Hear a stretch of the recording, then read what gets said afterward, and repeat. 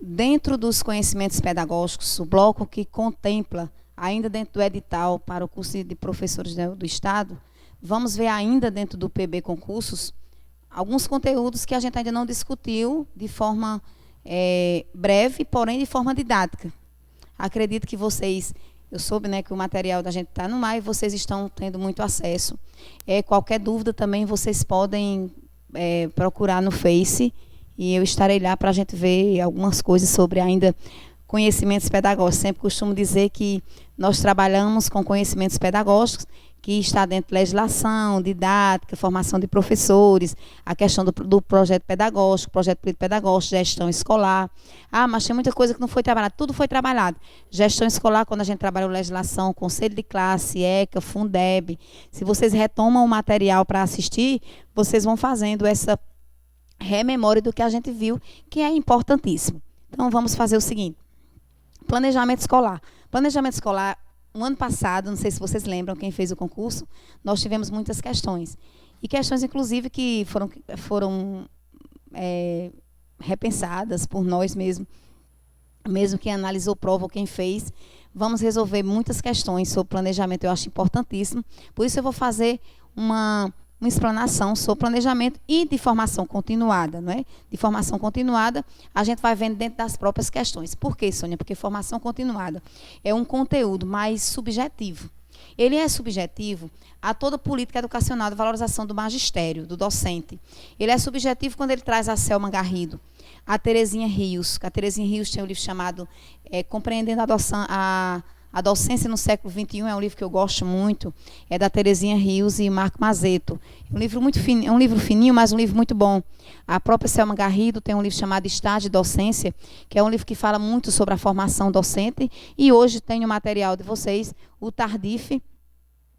Costumo dizer que o material que nós trabalhamos é um material conhecimento de domínio público.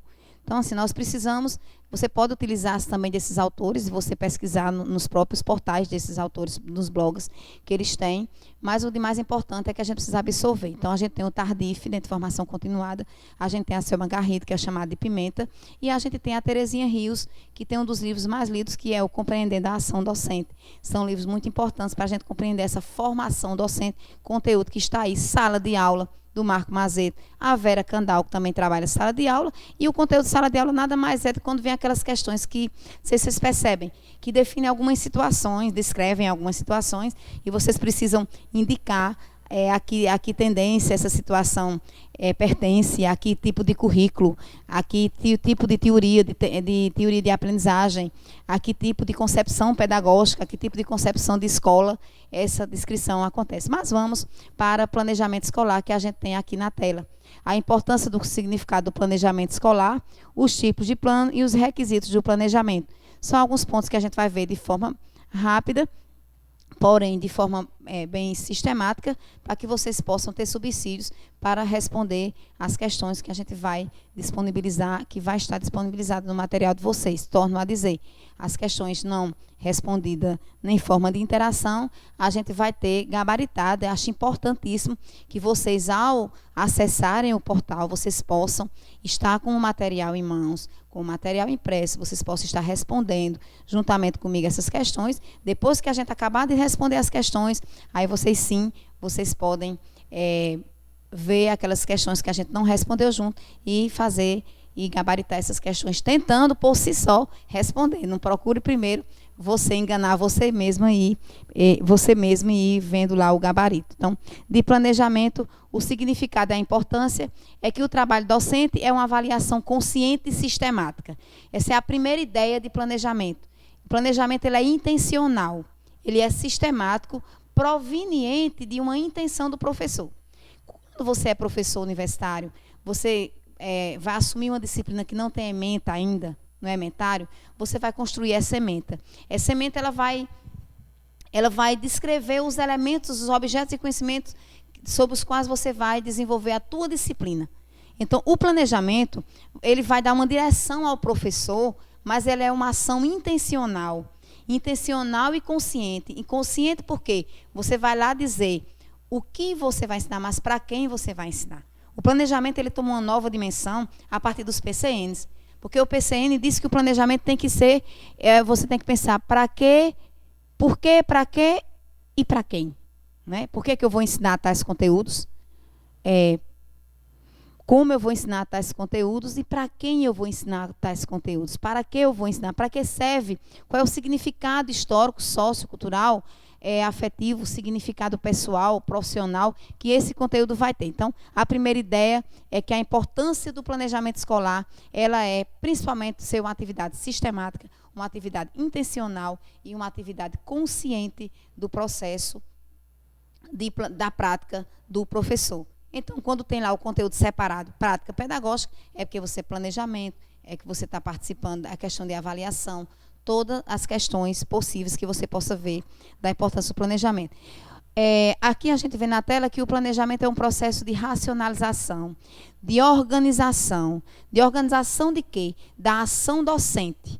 Ele vai ter elementos constituintes desse plano. Existem vários tipos de plano, porém todos eles devem apresentar a problematização do conteúdo que você vai trabalhar, ou do conhecimento, como o Tomás Tadeu da Silva chama, dentro de um contexto social.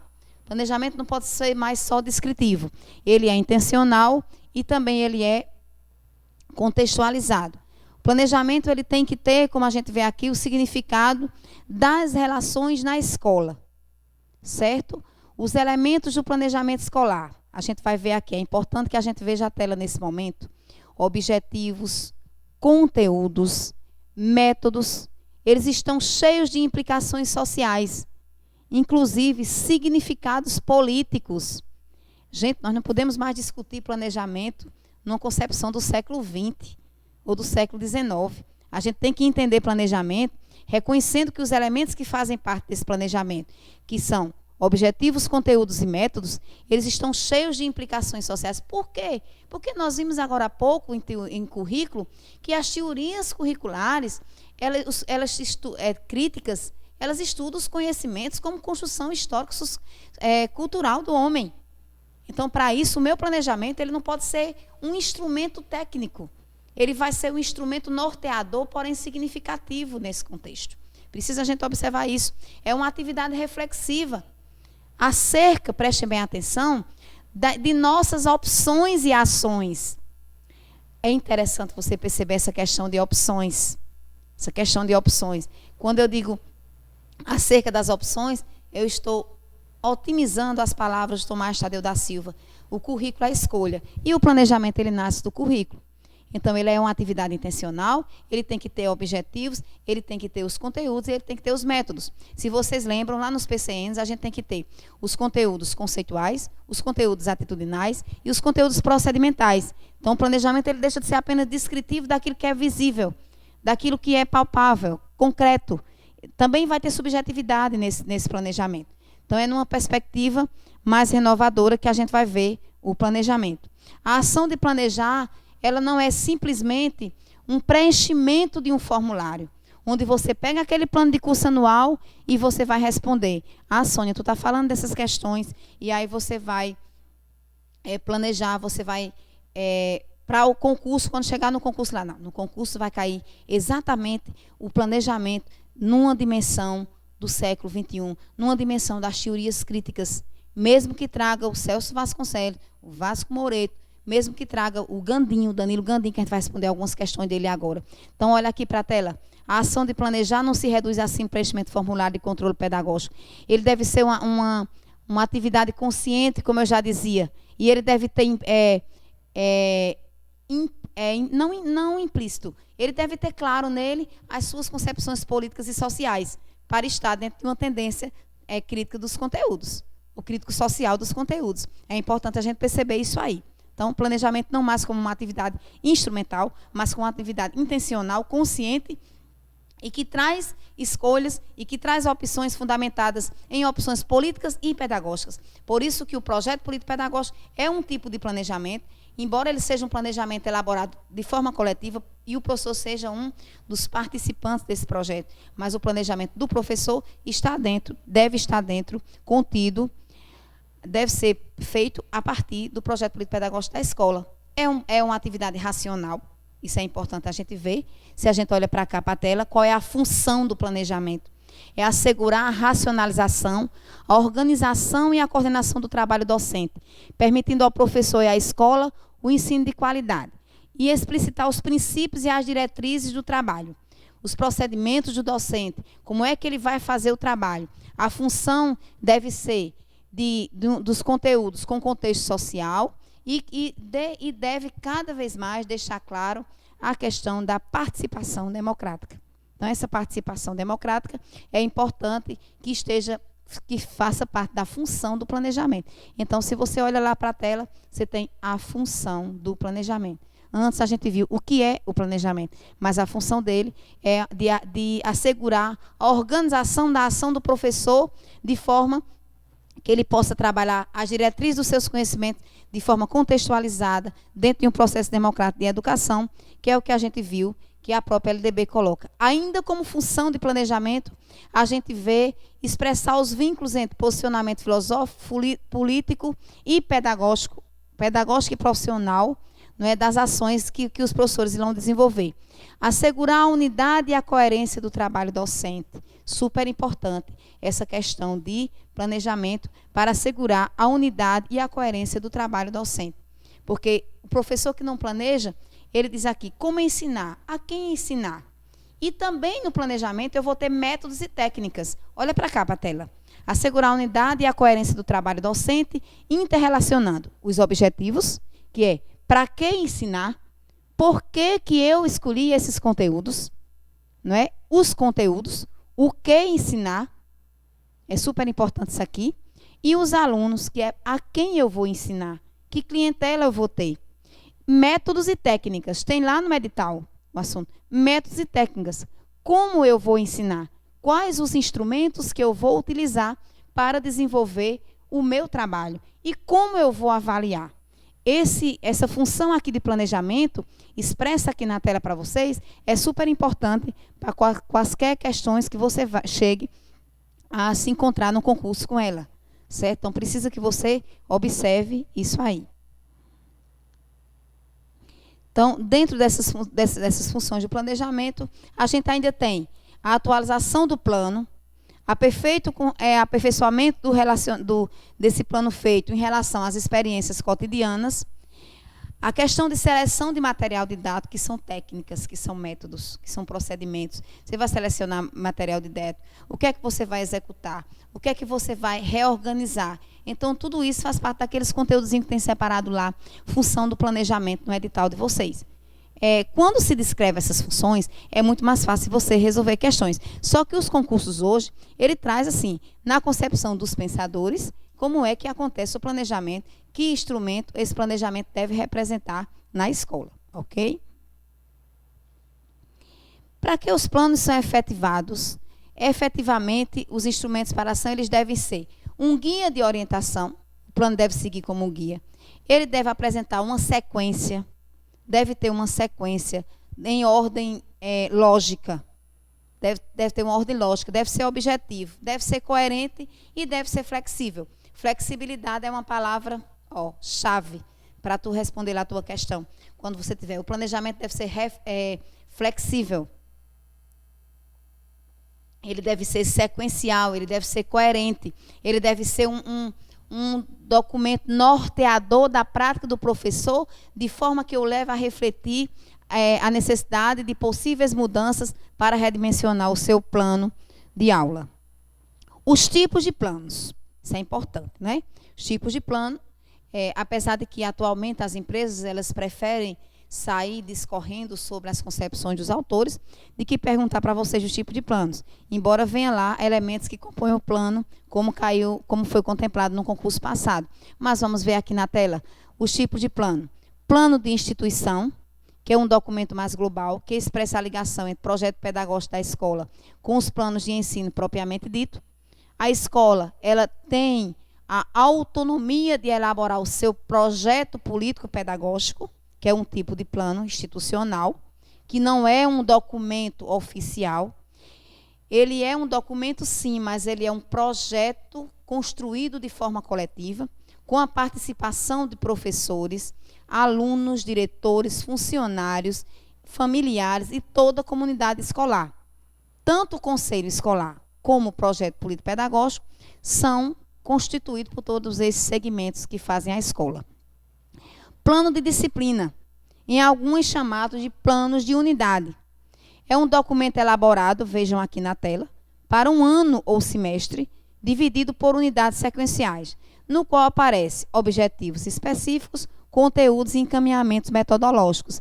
É comum vocês nas escolas, no início do ano, preencher um plano. Não estamos aqui para discutir se é válido ou não, isso seria numa aula e não para concurso, que a gente vai ter um plano, que neste plano ele vai conter, ser dividido por bimestre. No caso da Paraíba, nossas escolas, a maioria funciona em 4 bimestres. Nesses 4 bimestres a gente vai distribuir os conteúdos, colocar os objetivos específicos, as metodologias e, de preferência, também a forma de avaliação desse conteúdo trabalhado. O plano de aula, né, que ele já vai ser retirado. Esse plano de disciplina, ele já deve ser pensado a partir do projeto político-pedagógico da escola. Porque aí, qual o conteúdo que eu vou ensinar, como eu vou ensinar e para quem eu vou ensinar. O plano de aula, vejam aqui na tela, é a previsão do desenvolvimento do conteúdo para uma aula ou um conjunto de aulas. Muitas vezes você quer trabalhar, faz um plano para uma semana, para 2 semanas, e tem caráter específico, bem próprio para aula, já está colocando. Então, são tipos de planos que a gente trabalha dentro de planejamento escolar. Os requisitos para que, atualmente, no século XXI, se coloque como referência para que a gente planeje, é que a gente tenha um plano de aula, ou um projeto político-pedagógico, ou programas de aula estritamente democráticos, que eles representem uma flexibilidade para que você possa trabalhar. Quais são os requisitos para um planejamento? O que é que se precisa para planejar, segundo o Celso Vasconcelos e o Vasco Moreto? Ele coloca que a primeira coisa a gente vê aqui na tela são as condições prévias para aprender. Quais são as condições prévias para aprender? Qual é o conhecimento de mundo que esse aluno já traz? Seja ele criança, jovem ou adolescente. Eu preciso pensar para quem eu estou ensinando. Então, o planejamento é muito importante nessa perspectiva. E quando eu penso para quem eu estou ensinando, eu vou pensar no objetivo de forma muito mais democrática, muito mais heterogênea do que homogênea. Os princípios, vejamos aqui na tela, os princípios de condições de transmissão e assimilação ativa. Esse princípio de transmissão e assimilação ativa é que eu pense como é que o menino aprende. Lembrem-se que agora, em pleno século XXI, nós estamos em outra perspectiva do processo de aprendizagem. O foco saiu do ensino, ele passa para a aprendizagem. O foco saiu da aprendizagem, desculpe, ele passa para o ensino. Como é que meu menino aprende? Como é que eu vou modificar a minha forma do menino aprender? De ensinar para que o menino aprenda. Então, muda esse foco para essa questão de aprendizagem.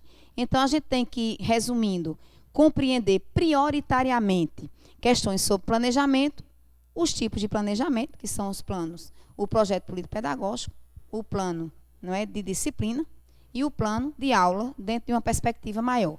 E eu gostaria de aproveitar, irei aproveitar esse tempo que a gente tem restante para que a gente possa fazer uma verdadeira sabatina com questões gerais de conhecimentos pedagógicos. A gente já resolveu, desses 2 últimos blocos, do penúltimo bloco, questões sobre currículo escolar, onde a gente trouxe o Tomás Tadeu da Silva, onde a gente trouxe o Lino Macedo, ontem a gente trouxe o próprio Libânio. Discutimos também sobre as teorias de aprendizagem, que a gente discutiu Vygotsky, Vallon e Piaget, e resolvemos algumas questões, né? Então, vocês vão receber simulados desses pensadores. E agora a gente vai aproveitar o tempo que nós temos para que a gente possa resolver o máximo de questão possível sobre esse geral, planejamento, sobre formação de professores e sobre projeto pedagógico, certo? Então, a gente vai ver agora fazer agora essa resolução de questão dentro do tempo que nos resta, que realmente é interessante para que a gente possa desenvolver com muita cautela. Não sei se vocês percebem que o Gandim é um dos autores que começa a aparecer em planejamento. Ele chama-se Danilo Gandim. Um dos livros dele importante é Para Onde a Escola Está Sendo Levada. Importante a gente conhecer os autores que falam de planejamento. Não é só o Celso Vasconcelos. Então, eu trouxe vários. Vou trazer uma aqui importante. Planejamento escolar, dentro do bloco de planejamento escolar. Peguem o material chamado planejamento escolar e vamos resolver de planejamento escolar a questão que fala sobre o Gandim. Gandim, 2000, página 26. Apresenta um roteiro que orientará globalmente os participantes do processo de planejamento escolar, que é composto, segundo Danilo Gandim, cuidado com os autores apresentados nas questões, elementos como assinale a alternativa que apresenta correlativamente os elementos visto para Gandim como orientador para um planejamento escolar. Marco referencial, programacional, flexibilização. Marco operatório, programação e diagnóstico.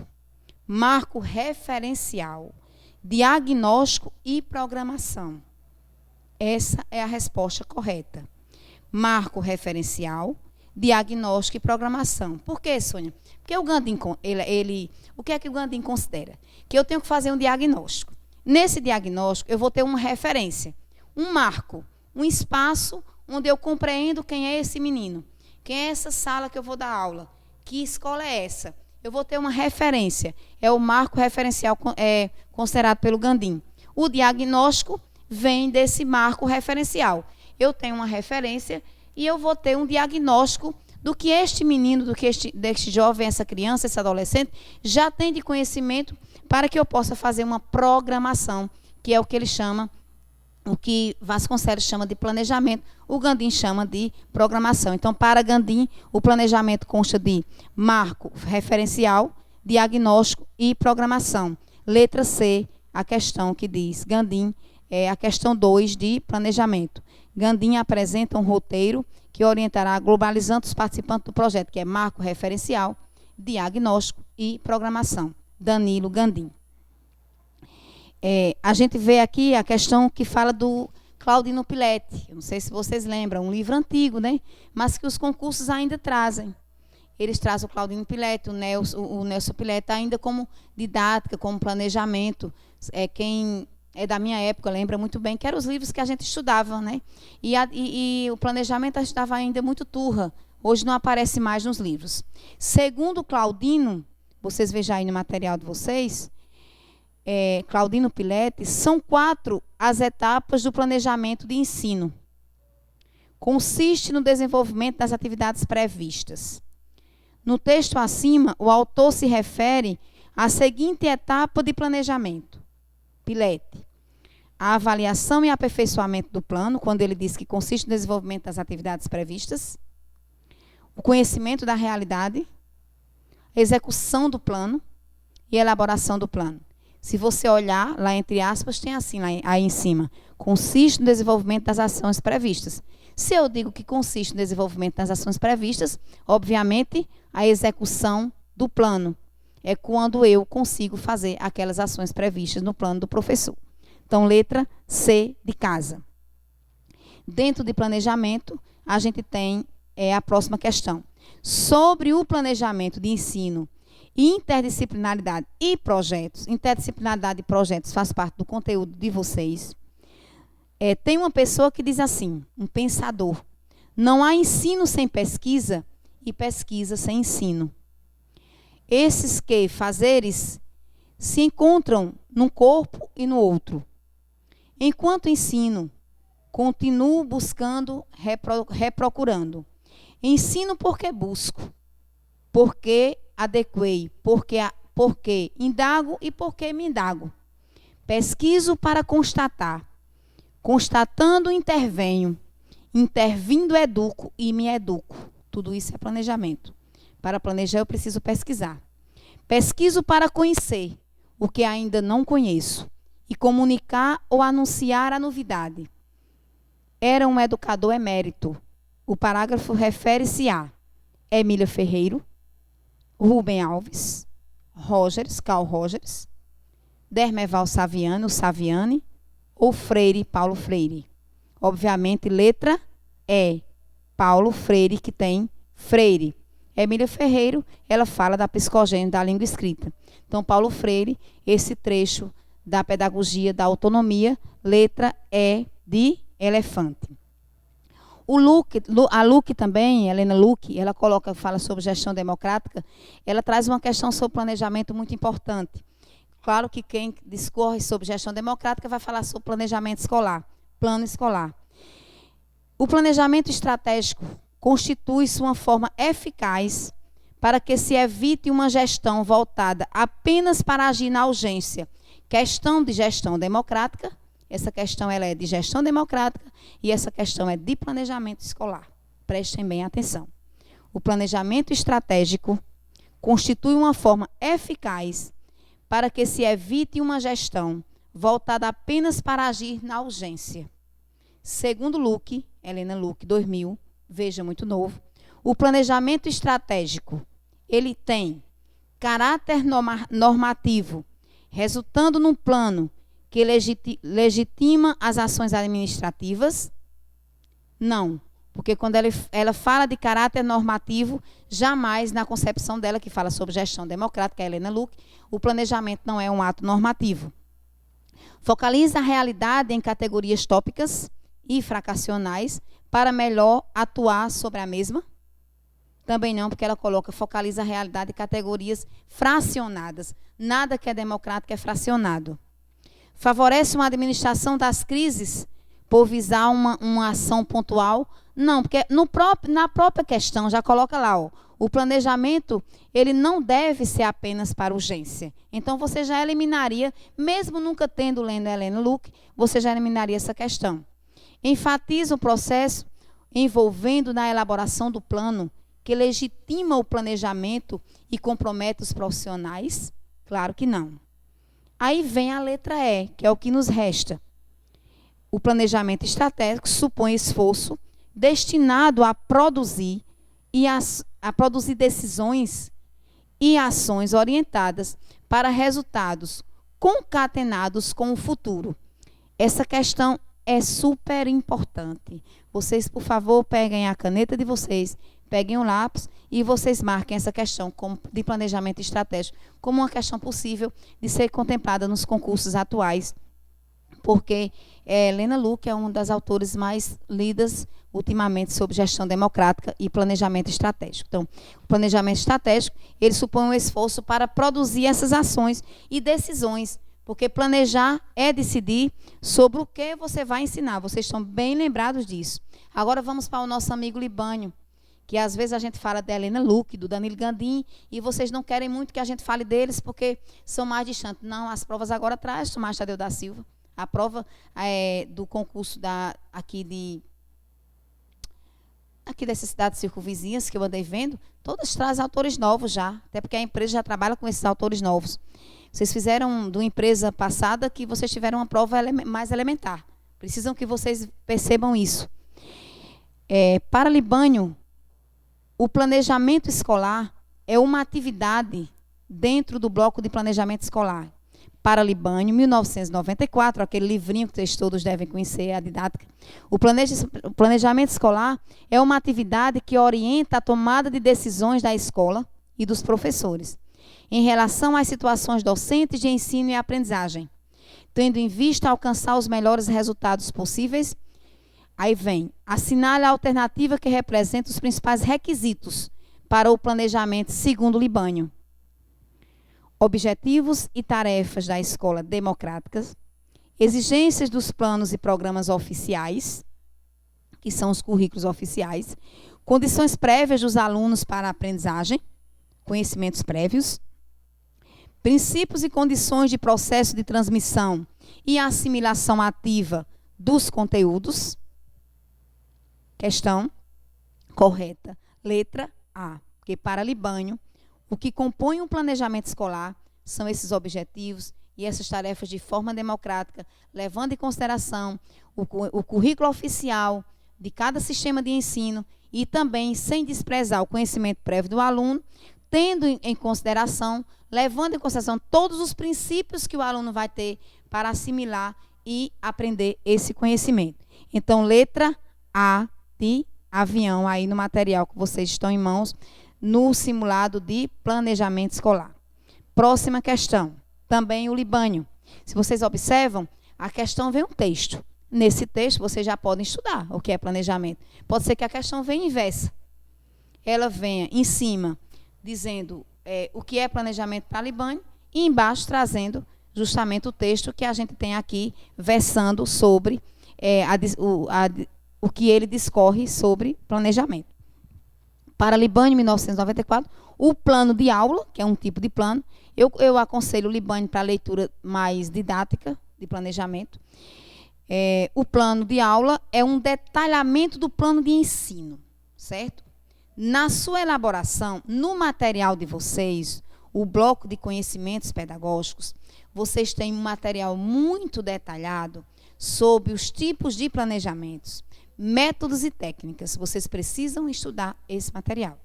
Estudem esse material, respondam as questões e vocês vão ter uma noção bem concreta sobre planejamento para que vocês possam se familiarizar com a prova nas questões de planejamento. Mas voltando para o material, vamos ver. Para libânio, 1994, o plano de aula é um detalhamento do plano de ensino.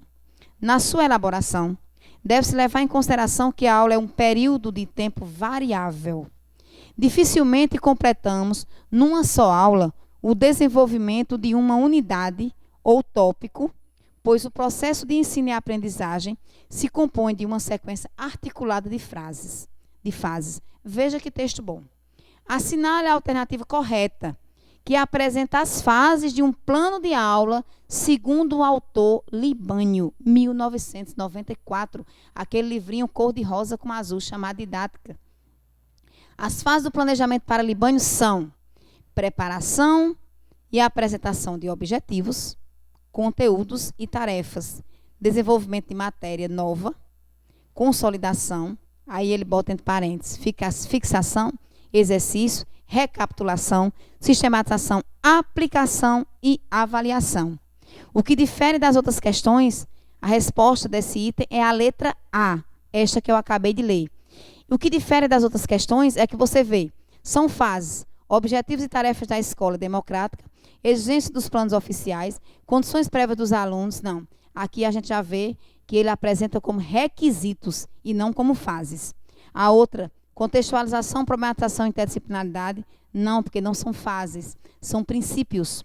Objetivos, justificativos, conteúdo, metodologia, condição de trabalho, recursos materiais, não é o plano de aula, é um plano de ensino que tem esses objetos. Objetivos, conteúdos, metodologia, recurso, avaliação e anexo também não. Então, a resposta, letra A, preparação e apresentação de objetivos, conteúdos e tarefas, desenvolvimento da matéria nova, consolidação, aplicação e avaliação.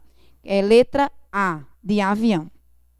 Ainda do bloco de planejamento, vamos ver o Libânio de novo, né? Porque ele costuma aparecer sempre nas provas, só que agora ele vem no ano 2004. Segundo o Libânio 2004, o planejamento escolar consiste numa atividade de previsão de ação a ser realizada. Lembram que a gente viu que o planejamento é uma previsão intencional e consciente, realizada, implicando uma definição de necessidades a atender objetivos e a atender dentro das possibilidades, procedimentos e recursos a serem empregados. Tempo de execução e formas de avaliação. Libânio, ele tem o maior cuidado com isso aí. Assinale a alternativa incorreta. Incorreta. Letra A. O processo e o exercício de planejar refere-se a uma antecipação de prática, de modo a prever e programar as ações e os resultados desejados, constituindo-se numa atividade necessária à tomada de decisões. Claro que sim. É um processo, exercício de planejar. Ele refere justamente a eu antecipar o que vai acontecer e eu tomar decisões sobre o que eu vou ensinar. Letra B, o incorreto, a gente vai marcar. O planejamento consiste na determinação de objetivos, estratégias e formas de avaliação, dentro de uma sequência de passos extremamente rígida. Aí a gente já descarta, porque tem a palavra rígida. em que o plano é mais um modelo do que um guia para a ação. Não, a gente viu no começo da aula que é um guia para uma ação flexível, consciente e racional. Então, já marcaria, com certeza, a letra B como incorreta. E nós vamos para ainda de planejamento, a última questão para a gente ir para o próximo bloco. Dentro de planejamento, a gente ainda pode resolver uma de Lucchesi, né?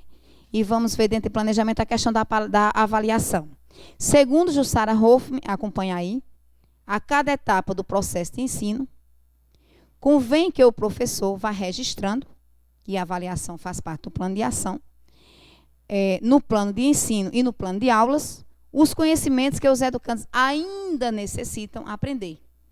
Os que podem contribuir para o processo evolutivo dos mesmos, no sentido de preparar-se para enfrentar novos desafios. Enriquece as suas práticas e amplia o seu sentimento de segurança mútua. Agindo assim, o professor utiliza o planejamento como, segundo Jussara Hoffmann. Mas o modismo da educação, a gente vai descartar, porque essa palavra modismo não cabe.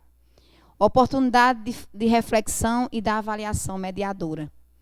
Você já marcaria a letra B como correta? Porque quando falo em avaliação mediadora, eu já remeto a palavra a Jussara Hoffmann. Quando eu falo em avaliação mediadora, eu estou falando da Jussara Hoffmann. Então, oportunidade de reflexão e de avaliação.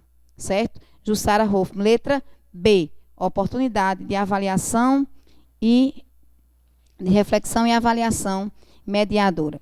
Para a gente não ficar sem o Lucchesi, que é um autor também que aparece muito, a gente vai resolver uma questão dele aí, acompanha a próxima.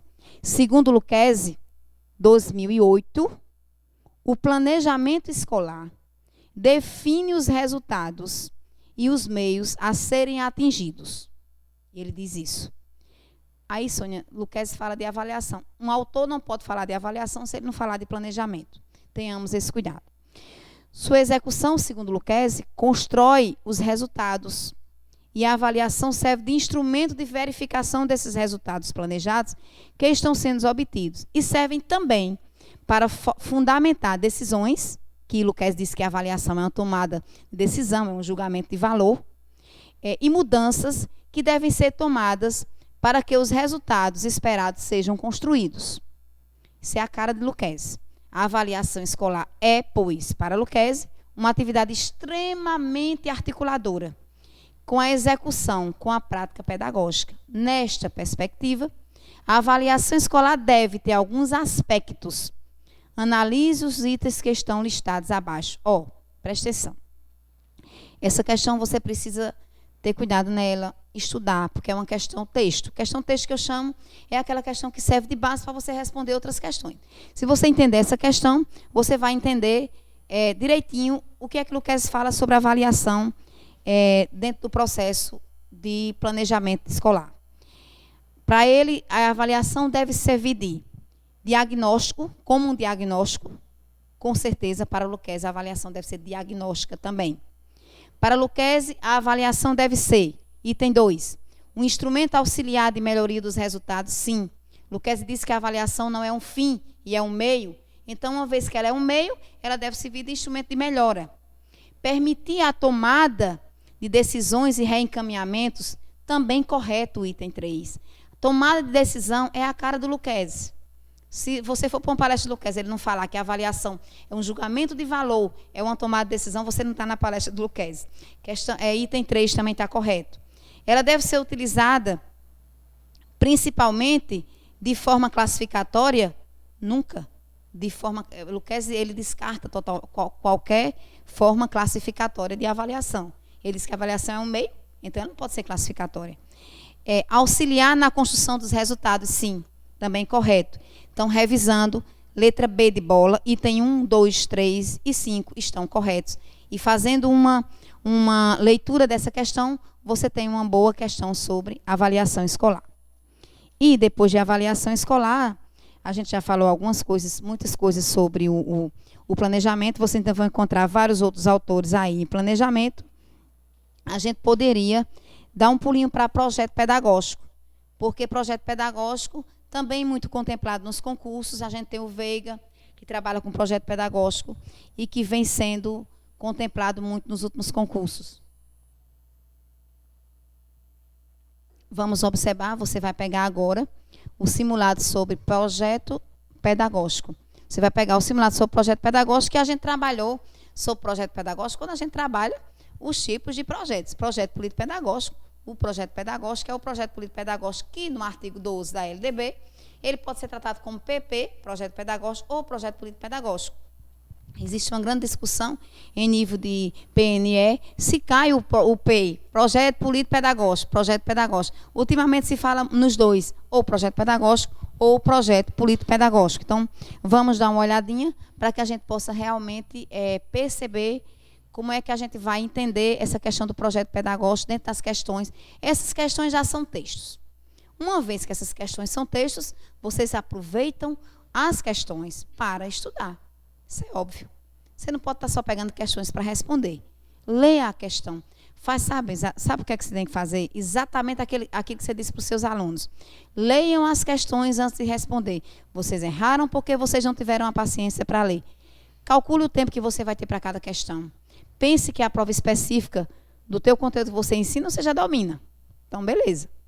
Se você é professor de português, ainda melhor ainda, porque você vai só estudar mais a questão dos conhecimentos pedagógicos e legislação. E se você é de outra disciplina, você ensina história, você sabe muito bem história. Então, você vai ver português e conhecimentos pedagógicos, como vocês chamam de didática. Pegue o simulado sobre projeto pedagógico. Nós vamos pegar por simulado, certo? Segundo Veiga, 1995. O projeto político-pedagógico, eu já alertei, ou vem projeto pedagógico, ou vem projeto político-pedagógico, da escola, vai além de um simples agrupamento de planos de ensino. É uma ação intencional, grifem a palavra intencional, com sentido explícito e compromisso definido coletivamente, até porque ele é uma construção coletiva. Assim, político e pedagógico têm uma significação indissociável. Político por estar intimamente articulado com os interesses reais e coletivos da população, e pedagógico por definir as ações necessárias ao cumprimento da intencionalidade educativa. Nesse sentido, o PPP é um processo permanente de reflexão e discussão dos problemas da escola, na busca de alternativas viáveis à efetivação de seus fins e instaurador de meios democráticos de decisão. Não vou responder. Processo descritivo construído pela escola na busca de estimular relações competitivas e corporativas, elimina-se. Primeiro, porque ele não é descritivo e ele não está lá para estimular relações competitivas. Processo burocrático, que visa um arranjo formal, ele não é um processo burocrático, ele é democrático, construtivo, onde todos os atores da escola participam. É um processo eventual a ser implementado e consolidado pela escola, não é um processo eventual. Então, resta-nos a letra A. Segundo Veiga, 1995, o projeto político-pedagógico é um processo permanente de reflexão e discussão dos problemas da escola, na busca de alternativas viáveis à efetivação de seus fins e instaurador de meios democráticos de decisão. Certo? Então, a gente precisa ver essa questão de quando você for responder uma questão sobre o projeto político-pedagógico, embora você nunca tenha lido o autor, mas você tem que entender que o projeto político-pedagógico ele é de construção coletiva, ele é democrático, ele é intencional, ele não é um documento burocrático, ele é norteador das práticas pedagógicas da escola e ele é um plano flexível também. Então, você precisa responder onde se contemplar essas questões. Você não precisa se estranhar quando pegar a prova. Eu nunca li esse autor, não é Veiga, não tinha lá, então eu não vou ficar aflito. Leia o material bem bonitinho de PPP e também vocês têm a vivência ou não nas suas escolas da construção do PPP. Sempre digo o seguinte, é importante que ao você ir fazer a prova, você não leve muito em consideração as realidades que você no seu cotidiano. Leve em consideração o que a gente tem de teoria e o que a gente tem de legislação. A próxima questão do bloco, projeto pedagógico, não estou numerando, porque a numeração vocês vão receber no material que vocês vão estar aí. A próxima questão, Veiga, aponta para a crise de paradigmas como impulsora de mudanças na educação na escola. Óbvio, São as mudanças sociais que causam mudanças na escola. No que se refere ao projeto político-pedagógico, ele afirma a necessidade de um novo modelo conceitual que se centre no treinamento de um melhor saber fazer. Aí a gente já elimina, porque treinamento não faz parte de processo construtivo. Na formação de cidadãos pensantes e criativos, na reprodução de ideias comprovadas cientificamente, não. Na decodificação da estrutura do pensamento contemporâneo, decodificar não é refletir, não é ler nas entrelinhas. No distanciamento da atual realidade socioeconômica, claro que não, que eu tenho que me aproximar. Nos resta a letra B de bola. Quando eu falo no projeto político-pedagógico, eu falo na formação de cidadãos pensantes e criativos e reflexivos e sujeitos do processo da escola, do processo educativo de uma forma geral e do processo pedagógico. O projeto político-pedagógico sempre é contemplado de uma a duas questões nesse sentido aí. A próxima questão que a gente vai resolver começa assim, ó. De acordo com as reflexões de Veiga, 2006, dentre as afirmações a seguir, assinale aquela que contempla a conceituação de projeto político-pedagógico. O que é projeto político-pedagógico para Veiga? Né? É um agrupamento de plano de ensino e registro em atividades diversas que acontecem na escola. Aí a gente já elimina essa questão. Não pode ser um agrupamento de planos. Trata-se, letra B, de um documento que retrata a vida da escola e deve ficar à disposição das autoridades para verificação. Também não. Ele não pode ser um documento que esteja lá na escola para dispor, para prestar conta à autoridade governamental ou da região de ensino. É um documento organizado pela direção? Não. A gente sabe que está lá no artigo 12 da LDB. D. É um processo democrático? É um processo democrático, porque participa todo, diretor, professor, funcionário, aluno, família e comunidade escolar. Uma amostra dessa comunidade escolar. De decisões, democrático de decisões, que busca instaurar uma forte organização de trabalho pedagógico e que sugere conflitos, supere conflitos e busque eliminar relações competitivas, corporativas e autoritárias. Esse é o projeto político-pedagógico, segundo Veiga, letra D de dado. Simulado sobre projeto pedagógico, letra D de dado. Vamos ver a próxima questão de projeto pedagógico. Acompanhe comigo. Começando, na elaboração do projeto político-pedagógico da escola, os participantes são orientados por princípios, mesmo que estes não estejam expressos. Nem sempre os princípios estão expressos. Porque aí o projeto político-pedagógico ele é contido pelo marco situacional, o marco político e o marco pedagógico. E muitas vezes ele está implícito no texto dos projetos político-pedagógicos. Dentre os princípios norteadores do projeto político-pedagógico, são apontados por Veiga, 2006. Destacam-se os seguintes, os princípios do projeto político-pedagógico. Destacam-se os seguintes, acompanhe comigo. Letra A, solidariedade, qualidade e autonomia. Igualdade, qualidade e gestão democrática. Centralização de decisões, já não dá certo. Viabilidade, autonomia e gestão democrática. Hierarquia, qualidade e igualdade. Você poderia ficar em dúvida nessa questão. O que tira você da dúvida é a palavra solidariedade, desculpem, a palavra da letra B. Igualdade, qualidade e gestão democrática. Porque se vocês remetem ao artigo 3º da LDB, a gente tem lá que a igualdade, a questão da qualidade da gestão democrática está presente no artigo 12 da LDB, quando a gente fala, o artigo 12 fala de toda a gestão da questão que é a incumbência do professor, é participar da elaboração do projeto pedagógico da escola. Artigo 13. Artigo 12, que é de elaborar o projeto pedagógico da escola, que é a própria escola. Então, a questão que fala na elaboração do projeto político-pedagógico é a letra B, igualdade, qualidade e gestão democrática. Certo? Não esqueçam, marque a letra B. Vocês veem que vem muita questão sobre projeto político-pedagógico, vem muita questão do Veiga, né? E antes de a gente seguir para a formação de professores, eu ainda queria ver aqui com vocês que a formação de professores talvez seria um simulado mais difícil para a gente responder e eu quero fazer no final uma revisão geral dessa aula da gente. Eu vou fazer, vou tirar meia hora, eu tenho ainda uma hora, eu tenho meia hora para a gente terminar de resolver questões e meia hora eu vou fazer uma revisão geral do que a gente precisa saber para fazer esse concurso, tá certo? Porque os simulados vocês vão ter em mãos. Ainda continuando com projeto pedagógico, simulado de projeto pedagógico, a gente vai pegando agora o Pirrenot. Vocês vão ver uma questão que tem lá sobre Pirrenot.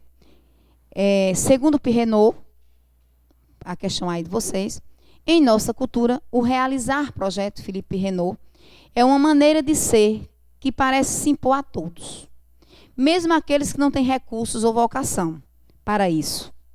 Formar um projeto é considerar-se como um ator que tem domínio sobre o mundo, que se reconhece como forte, possui direitos e competências para modificar o curso das coisas. Para o autor, o desafio da educação escolar é propiciar a todos o quê? Para Pirrenot. Lembre-se que Pirrenot é o autor da pedagogia das competências. Letra A. Critérios bem definidos para a elaboração de um projeto pessoal do aluno, não porque os projetos não devem ser pessoais na escola. Competência de constituir-se em atores coletivos, também não. Porque aí eu vou ter o quê? Uma competência apenas para constituir autor e não como meio para conceber como é que se faz. Para ele, a competência tem que conceber como fazer. Estímulos para que o indivíduo adquira uma profissão como projeto de vida? Não, até porque eu tenho que formar cidadão e não profissionais. D. Meios para conceber e fazer projeto, sem fazer disso um pré-requisito. É isso que o Pirrenot acredita no planejamento. Ele diz que eu tenho que ter meios para aprender a fazer. É isso que ele chama de competência no seu livro Pedagogia das Competências. Então, para Pirrenot, o planejamento teria que propiciar meios para conceber o saber fazer, ok? Vocês têm no outro material muitas outras questões sobre planejamento e vocês podem responder e gabaritar. Vamos para formação de professores, que é um conteúdo talvez para vocês assim mais um pouco distante, porque aí você não trabalha separadamente formação de professor na universidade. Você trabalha dentro da disciplina de currículo, né? Dentro das práticas pedagógicas. Peguem um simulado de formação de professor. De formação de professor, a gente vai resolver um bocado de questões, porque aí é um conteúdo que aparece, né, vem aparecendo muito nos concursos, e eu tenho esse cuidado para que a gente possa se encontrar com esses autores lá, né, com o Pirrenot, com a Selma Garrido, que chama Pimenta, né, com a Terezinha Rios, a gente possa responder essas questões com clareza e não ficar com tanta dúvida nesse sentido. Segundo Cortella, a percepção que o educador tem de seu trabalho pedagógico depende da concepção que adota sobre a relação entre sociedade e escola. São questões mais complexas, tá certo? Preste bem atenção. Formação do educador. Questão primeira. Segundo Cortella, a percepção que o educador tem de seu trabalho pedagógico depende da concepção que adota sobre a relação entre sociedade e escola. Dessa forma, quando acredita que a função da escola é a reprodução das desigualdades sociais, o educador sabe que ele assume um papel de, lembre-se, reprodução das desigualdades sociais, de transformar a realidade social em que está inserido, de promover o desenvolvimento e progressão da nação, de adequar as pessoas ao modelo institucional vigente, de rejeitar a interferência de grupos sociais, políticos e partidários, conservar e promover a inovação da sociedade em que se insere. Obviamente, você vai responder letra C. Na hora que o educador acha que a escola, acredita, concebe que a escola deve reproduzir a desigualdade social, ele está dizendo que essa escola vai adequar as pessoas ao modelo institucional vigente, que era o papel das escolas na tendência liberal tradicional, que é o papel da escola nos currículos tradicionais. Então, letra C de casa. Por isso que formação de professor está dentro de currículo e dentro de tendências. Precisa observar isso aí. Não precisa ser estudado separadamente. Vamos ler essa questão, a próxima questão, de formação do professor. Um dos saberes necessários, acompanhe comigo. A prática educativa, estão lembrados do livro? Pedagogia da Autonomia, do Paulo Freire. Saberes necessários à prática educativa. Livro que deve ser lido por todas as pessoas brasileiras, não só de educação, mas que a gente compreendesse melhor esse processo educacional no Brasil. Um dos saberes necessários à prática educativa, apontados por Paulo Freire, 1996, o livro é Pedagogia da Autonomia, não está aí, mas está a exigência da reflexão crítica do educador sobre a sua prática, que ele vivencia, a prática que ele vivencia em sala de aula, esse conteúdo é sala de aula. Isso significa que a prática docente, segundo Paulo Freire, envolve a preparação dos conteúdos a serem transmitidos na prática, a avaliação sobre fazer pedagógico de cada dia, o saber já adquirido pela prática a ser passado para os alunos, transmitido, a aplicação de uma teoria educacional na prática cotidiana, ou o movimento dinâmico entre o fazer, o pensar e sobre o fazer. Nem que você não tenha lido o livro, mas você conhece o Paulo Freire, você vai encontrar que a letra E é a resposta correta. O movimento dinâmico entre o fazer e o pensar sobre o fazer. Essa é os saberes necessários, segundo Paulo Freire, para que o professor diminua as dificuldades em sua sala de aula.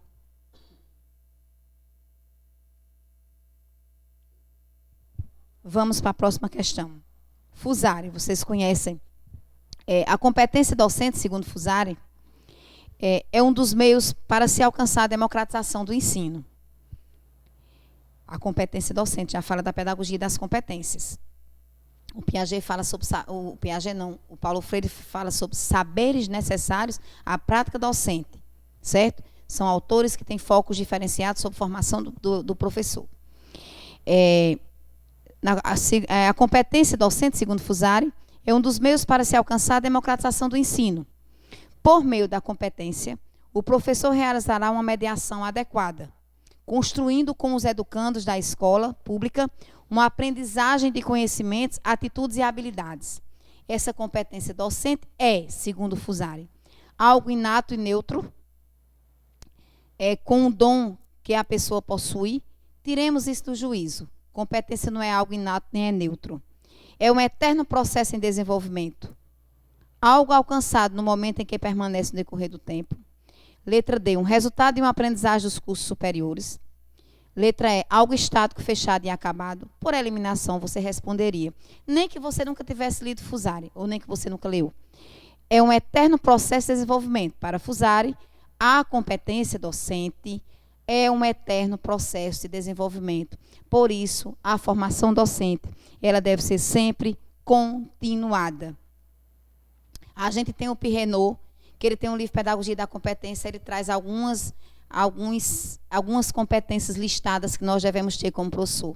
A gente vai responder à prova de acordo com o autor que vir, não é? Se for Paulo Freire, na concepção dele. Vamos ver ainda o Pirrenot. Partindo da noção de competência, como uma capacidade de mobilizar recursos cognitivos, porque o Pirrenot ele diz isso, que competência é a capacidade de mobilizar saberes cognitivos para enfrentar um tipo de situação. Eu vou estar sempre encontrando soluções, porque eu tenho competência para tal. Essa é a ideia do Pirrenot.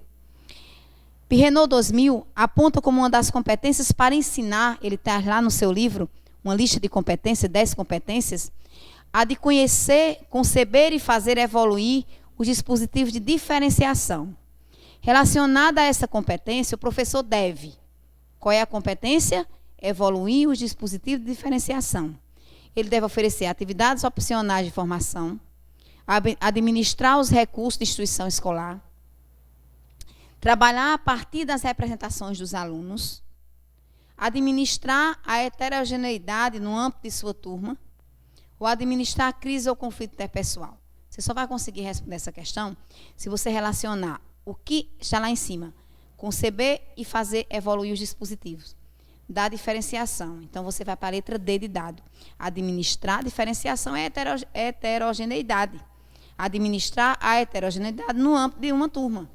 Você responde essa questão, é só você ler a questão e você relacionar com a resposta. Você vai ver que a letra correta é a letra D. Certo? Pirrenot trabalha puramente com a questão da teoria das competências. Vamos para Selma Garrido. Selma Garrido Pimenta. Aparece muito nas questões Pimenta. Quando apareceu o nome Pimenta, vocês sabem que é Selma Garrido. Tem um livro muito bom sobre formação docente, que é Estágio de Docência. A questão começa assim. Atualmente, observa-se a ampliação dos programas de formação em nível superior, destinados a professores que já atuam nos sistemas de ensino, o que em si já não é indesejável. Segundo Selma Garrido Pimenta, esta questão se complica quando os professores não reconhecem a possibilidade de mudança na qualidade do ensino por meio desse espaço formativo. Ela se complica quando os conhecimentos teóricos não se articulam com as práticas diárias dos professores, provocando uma supervalorização da teoria em detrimento do saber prático adquirido em sala de aula. Os fundamentos teóricos não se embasam no desenvolvimento das competências e habilidades necessárias à formação técnica do professor. Esses programas não são planejados a partir de um diagnóstico das dificuldades e necessidades dos professores, assim como não levam em consideração a heterogeneidade de experiência existente no grupo, ou se complicam quando esses programas fazem formação superior, de programa de formação superior aligeirada. Eles se complicam quando, considerando que a prática de que estão sendo possuidores, os professores, é suficiente para dispensá-los do processo formativo mais profundo. Letra E. Vou explicar essa questão que ela merece uma explicação. É muito comum atualmente os cursos de formações aligeiradas. Curso de graduação no final de semana, curso de graduação à distância. A educação à distância, a própria legislação coloca que preferencialmente as graduações não devem ser à distância. Preferencialmente, preste atenção. Pode ser à distância, desde que o local que você esteja não tenha graduação. Mas, preferencialmente, as graduações estão à distância. A Selma Garrido coloca nessa questão que, atualmente, observa-se a ampliação de programas de formação de professores para aqueles que estão em sala de aula e ainda não têm a graduação. Aí ela diz que se complica quando? Quando esses programas já consideram, letra E, que a própria prática dos professores é suficiente para dispensá-lo do processo mais produtivo. É quando desconsidera que a teoria não faz tanta importância, que o professor já tem uma prática vasta. Isso é engano. Cuidado, a Selma Garrido bate muito nessa tecla. E é uma Pimenta, que é como colocado nas questões, é uma das autoras mais trabalhadas em formação do professor. Certo? Então, letra E. Esses programas fazem formação superior aligeirada. Eles se complicam mais quando eles consideram que a prática de que são possuidores os professores é suficiente para dispensar do processo formativo. Pelo amor de Deus, é preciso a gente ter cuidado nisso. Vejamos o Lino Macedo. Lino Macedo também é um autor que fala muito de formação continuada. Então, vejamos. A questão começa assim. A escola seletiva do passado, ela transforma-se hoje numa escola para todos, né? Educação para todos, escola para todos, acesso e permanência, universalização do ensino fundamental. Na escola anterior, o professor atuava no contexto da lógica da exclusão. Segundo Lino Macedo, 2009, hoje espera-se que o professor atue segundo a lógica da inclusão. Para tanto, de acordo com o autor, o professor deve atuar no sentido de ser um orientador, gestor e criador de situações ou tarefas de aprendizagem. Ensinar de forma dissociada de suas competências, já vimos que não é. Saber explicar bem os conteúdos e dar bons exercícios de fixação, também não. Que suas competências estejam dissociadas da competência de aprender do aluno, nunca. Ser uma referência para os alunos em termos de respeito, honradez e assiduidade, não. Letra A. Ser um orientador, o gestor da sua própria sala de aula, o gestor de sua prática pedagógica. Ser orientador, gestor e criador de situações ou tarefas de aprendizagem. Letra A. Lino Macedo disse que o professor deve ser gestor de sua própria sala de aula. Letra A. Próxima questão ainda do Macedo. Começa assim. Segundo Macedo, o professor de ontem é muito diferente do professor de hoje. Quando as exigências que lhes eram e são feitas atualmente, espera-se que o professor ensine segundo a lógica da inclusão. O que implica em quê? Ele implica que as competências de ensinar devem ser dissociadas das competências de aprender? Não. A necessidade de aprimorar as técnicas de ensino? De forma nenhuma. elas são necessárias, mas não é só isso. A necessidade de fortalecer a leitura e a escrita? Não. Só o artigo 32 da LDB, que é uma das finalidades do ensino fundamental. Que ensinar e aprender são indissociáveis? Sim. Letra D. Ensinar e aprender são indissociáveis. Inclusive, o próprio Paulo Freire diz, não existe docência sem discência. Não existe docência sem discência. É importantíssimo que a gente veja essa questão. Letra D de dado. Que ensinar e aprender são indissociáveis. Vamos para a questão que fala, eu vou trazer um novo autor para vocês, o Gatti. Não aparece muito, mas pode ser que apareça. Gatti, ao discutir a reconceituação da educação continuada, formação continuada, tema super atual no cenário da educação do século XXI, indica que as propostas inspiradas no conceito de capacitação cedem lugar a um novo paradigma mais centrado no envolvimento dos gestores, no protagonismo do professor, na pesquisa recente sobre a aprendizagem, nas novas tecnologias ou nas expectativas da comunidade. O Gatti coloca que é letra B, o protagonismo do professor. O professor está em evidência. É tanto que sai tanto livro escrito sobre identidade docente, o papel do docente, o próprio Tardif, a profissionalização do docente, o docente como profissional do século XXI. Então, letra B, o protagonismo do professor. Certo? Então, a gente vai trabalhar. Vou trazer também a Terezinha Rios. Terezinha Rios é aquela que eu disse a vocês, no livro chamado, tem um livro dela que eu gosto muito, um dos livros, que é Compreendendo a Ação Docente. É um livro que ajudou muito na minha vida. Apesar de ter sido um livro pequeno, de ser um livro fino, mas ele traz nas suas entrelinhas muitas propostas de leitura. É o que me deixou sair da pedagogia das competências. Mas aí você precisa ler o Pirrenot, Pedagogia das Competências, o Lino Vasconcelos, o Lino Macedo, a Selma Garrido Pimenta, né? E a Terezinha Rios, que vai como Rios. Vem lá nos concursos como Rios. Talvez venha segundo Rios, né? Aqui tem o seguinte, acompanhe comigo. Veja a questão que você vai ter aí numerada. Segundo Terezinha Azevedo Rios, o trabalho docente competente é aquele em que o docente mobiliza todas as dimensões de sua ação com o objetivo de proporcionar algo bom para si, para os alunos e para a sociedade. Com relação a esse pensamento, analise as informações a seguir. Importantíssima essa questão. Anote essa questão como uma questão para você estudar. Qual é a dimensão da educação? Nós temos a dimensão da educação ética, estética, política, filosófica, vocês sabem disso. Qual é a dimensão da educação que diz respeito à capacidade de lidar com conteúdos, conceitos, comportamentos e atitudes, e a habilidade de construí-las e reconstruí-las com os alunos? Que dimensão é essa, respectivamente? Diz respeito à capacidade de lidar com os conteúdos, com os conceitos, comportamentos e atitudes. É a habilidade de construí-los e reconstruí-los com os alunos.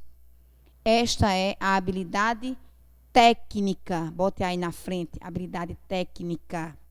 Isso é muito importante. Diz respeito, item 2, à presença da sensibilidade, à sua orientação numa perspectiva criadora. É a estética da educação. Estética da educação. Diz respeito à participação na construção coletiva da sociedade e ao exercício dos direitos e deveres. Dimensão política da educação. Diz respeito à orientação e ação fundada no princípio do respeito e da solidariedade, da direção e da realização do bem coletivo. Quando eu falo em bem coletivo, eu falo em ética. Então, a dimensão ética da educação. Essa questão caiu no concurso anterior, porém de uma forma muito simples de elaboração. Mas marque essa questão como questão muito importante para você estudar. Então, dessa forma, a letra vai ser C. Dimensão técnica, tem lá técnica, estética, política e ética. Faça dessa questão um texto. Pegue cada item, ponha na frente. O que diz respeito à capacidade de lidar com os conteúdos, de forma a você reconstruí-los, é a capacidade técnica. A capacidade estética, poucos educadores conhecem. Conhecem e não sabem o que é a capacidade estética. Que diz respeito a essa sensibilidade de orientação, numa perspectiva criadora. Caiu no concurso passado e as pessoas ficaram em desconhecimento dessa questão. A política como diz aqui, de respeito à participação da construção coletiva no exercício de seus direitos de cidadania. E quando eu venho falar de dimensão ética da educação, eu vou falar daquela dimensão de desenvolvimento de atividade que diz respeito à orientação da ação fundada no princípio de respeito ao outro, de solidariedade. É onde aparece a palavra alteridade, no século XX ainda. Certo? Então, é a dimensão ética, letra C. Bota em cada palavrinha dessa, ao lado de cada item, e você vai construir um material de estudo para você. Agora vamos para o Celso Vasconcelos, né? Acho que não falta nenhum autor. Qualquer um desses caras ou meninas que aparecerem aí, vocês não vão encontrar como desconhecidos. Pensa, eu vi lá no curso PB Concurso, quando Sônia falou isso. Eu nem prestei tanta atenção. Se eu tivesse prestado atenção, preste atenção. Encontre tempo para isso. Otimize seu tempo. Faça suas escolhas. Toda escolha tem suas perdas. Então, vamos pensar nisso aí. Vamos ver lá a questão do Celso Vasconcelos. Começa assim. Em relação à organização do trabalho em sala de aula, aquele conteúdo que tem em sala de aula, afirma que o trabalho com projetos que se tem revelado como estratégia bastante interessante, no sentido de superar os vícios da educação bancária, aquela famosa educação bancária que o Paulo Freire tanto condena. Segundo o educador, isso ocorre porque, no trabalho com projeto didático, acontece o quê? Ainda que os desafios colocados para os alunos sejam impossíveis de serem atingidos, sua importância está na motivação que se propicia, será? Mesmo eu não conseguindo atingir objetivos? Claro que não. Os temas escolhidos pelo professor são trabalhados pela turma, tendo em vista a transmissão de um rico patrimônio cultural? Não. Eu não tenho que transmitir patrimônio cultural. Eu tenho que fazer com que o aluno se aproprie dos bens culturais produzidos pela humanidade, porque o conhecimento é uma construção histórica, eu já falava no começo dessa aula. Para que o aluno aprenda os conteúdos do programa, do projeto, deve tornar-se uma simples estratégia de motivação. Também não. Parte de temas que são de interesse da turma e a metodologia é bastante ativa. Considera-se a vinculação do trabalho com o projeto com a intencionalidade do trabalho educativo como um todo. Se você prestar atenção, a letra D é a alternativa verdadeira, por quê? Parte de temas que são de interesse dos alunos. Temas geradores? Não, pedagogia de projetos, certo? Da turma e a metodologia ativa para que envolva todos, e não apenas uma simples metodologia. Letra D de dado. Alarcão. Alarcão também eu trago, né? Então, aparece de vez em quando nos concursos, nos livros aí que a gente anda lendo, algumas reportagens da revista Veja, né? Que eu sempre digo que o professor tem que sair de algumas leituras. Como a gente está com uma imagem muito pública, a gente tem que ter cuidado no que a gente fala, no que a gente diz. Mas é preciso que o professor que ele alargue não só o seu vocabulário, o seu conhecimento, para que ele possa também alargar o conhecimento dos autores. Você não sabe o que vem pela frente. É muito simples você estudar português, história, geografia, matemática, mas é muito mais complicado você estudar políticas públicas. Porque traz autores que você vai vendo. Quem é esse cara? Nunca vi falar nesse cara. Só vi falar em Libânio, Celso Vasconcelos, que é isso. Aproveita e vê os materiais que muitas vezes você tem na sua própria escola para estudar. Começa assim. Alarcão, 2010. Pondera que a capacidade de interagir com o conhecimento de forma autônoma é uma questão enorme. Flexível e criativa é a melhor preparação para a vivência do nosso mundo supercomplexo. Incerto, sempre pronto a exigir novos saberes, inspiradores de novas ações. Pergunta então, qual é o papel dos professores, se a ênfase é colocada no sujeito que aprende? Não é? Hoje, a ênfase é colocada no aluno. A própria autora responde, hoje o professor deve criar estruturas e dinamizar situações didáticas que estimulem a aprendizagem e a autoconfiança dos alunos em suas capacidades individuais para aprender, para acessar, criticar e sistematizar informações na construção do conhecimento. Essa é a resposta correta. A gente não vai se deter nela, porque você lê as outras e vê o que é que não as torna corretas. Só para você ter uma ideia da autora Alarcão, que fala sobre a questão do aluno, de repente, ele ser o sujeito desse processo de aprendizagem. Aí, vou fechar a questão de formação com Tardif. Tardif está no material de vocês. Vejam quantos autores nós trouxemos. Vocês precisam se aprofundar nessas questões. O conteúdo é muito vasto, muito intenso, mas você vai se apropriar. Eu vou fazer 30 minutos de revisão de todo o conteúdo. Você precisa ficar ligado nesses 30 minutos para que você possa aproveitar esse tempo. A profissionalização do ensino, segundo o Tardif, busca renovar os fundamentos epistemológicos. Encontraram a questão? A profissionalização do ensino, porque a numeração de vocês vai estar no material diferente dessa que eu estou em mãos, por isso que eu estou lendo a questão. Aí vocês vão encontrar a questão. Todos adultos, todos os professores, sem problema. A profissionalização do ensino, segundo Tardif, busca renovar os fundamentos epistemológicos do ofício do professor. Por epistemologia, a prática profissional, o autor defende o estudo do conjunto dos saberes utilizados realmente pelos profissionais em seu espaço de trabalho cotidiano. Ele chama o tempo todo o professor de profissional. Para desempenhar todas as suas tarefas. Por favor, estudem essa questão. Esse autor é muito bom.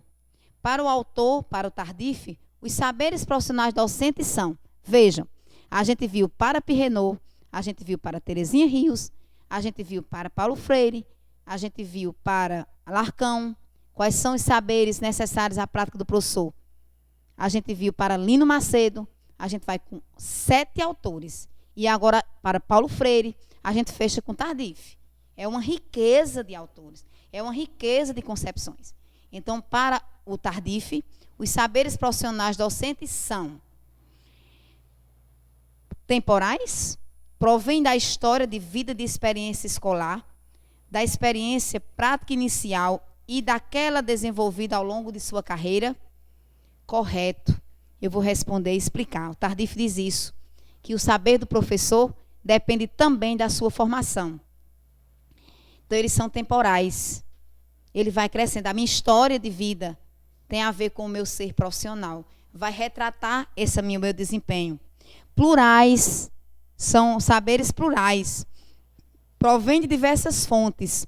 São variados e heterogêneos. São ecléticos e sincréticos. Tem certa unidade pragmática. São verdadeiros, são plurais, óbvio. 3. São personalíssimos, apropriados, incorporados à subjetividade, a partir dos saberes universitários, adquiridos na formação inicial. Não. Ele considera que essa formação ela é ampla, ela é plural, ela é temporal. 4. Situados, provém da aplicação da prática dos conhecimentos científicos. Sim. Então, revisando, para Tardif, os saberes são temporais, plurais e situados. Letra A. Questão muito boa para vocês estudarem. Fechamos com chave de ouro com o Tardif.